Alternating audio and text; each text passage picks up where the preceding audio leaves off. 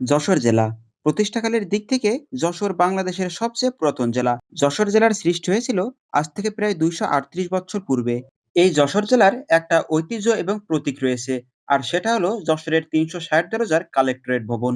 Jessore collectorate ভবন আমাদের যশোর শহরের ঐতিহ্য, গৌরব এবং প্রতীক। এই 360 দরজা বিশিষ্ট একটি ভবন, যার নাম কালেক্টরেট ভবন, যেটা অবস্থিত আমাদের যশোর শহরের অন্যতম প্রাণকেন্দ্র এবং ব্যস্ততম একটা স্থান দরাটানাটিক এর সন্নিকটেই। যশোরের গৌরবোজ্জ্বল ইতিহাসের সাথে ওতপ্রোতভাবে জড়িত আমাদের এই কালেক্টরেট ভবন, যেটা আজ থেকে প্রায় 138 বছর পূর্বে ব্রিটিশ শাসনামলে অর্থাৎ 1886 খ্রিস্টাব্দে এটা প্রতিষ্ঠিত হয়। যদিও তখন কালেক্টরেটের কাজ অর্থাৎ একজন ম্যাজিস্ট্রেটের কাজ হিসেবে মূলত এই ভবনটা ব্যবহৃত হতো, তবে এখন এটি যশোর জেলা প্রশাসকের কার্যালয় হিসেবে ব্যবহৃত হয়। সে সাথে কিছু সরকারি প্রতিষ্ঠান, সরকারি কিছু অফিসের কাজও কিন্তু আমাদের এই কালেক্টরেট ভবনের মাধ্যমে সংগঠিত হয়।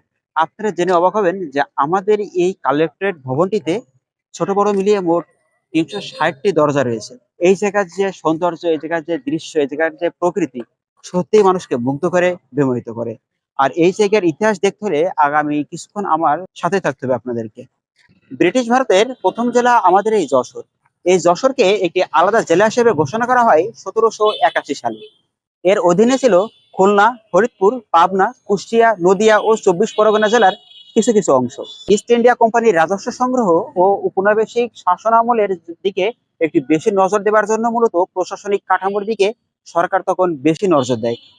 তারই পরিপ্রেক্ষিতে 1886 সালের 4 April mister Tillman Henkel Jessore collectorate প্রতিষ্ঠা করার জন্য প্রস্তাব দেন। তৎকালীন সরকারের উচ্চপদস্থ কর্মকর্তাবৃন্দ মিস্টার টেলম্যান হেঙ্কেল এর এই প্রস্তাবে সাড়া দেন এবং সেই 1786 সাল থেকেই এই যশোর কালেক্টরেটের যাত্রা শুরু হয়। মিস্টার টিলম্যান হেঙ্কেলকেই যশোর জেলার প্রথম কালেক্টর নিযুক্ত করা হয়। মুরলীর একটা পুরাতন কুঠিবাড়িতে আমাদের এই যশোর কালেক্টরেটের প্রথম যাত্রা শুরু করেন মিস্টার টেলম্যান হেঙ্কেল।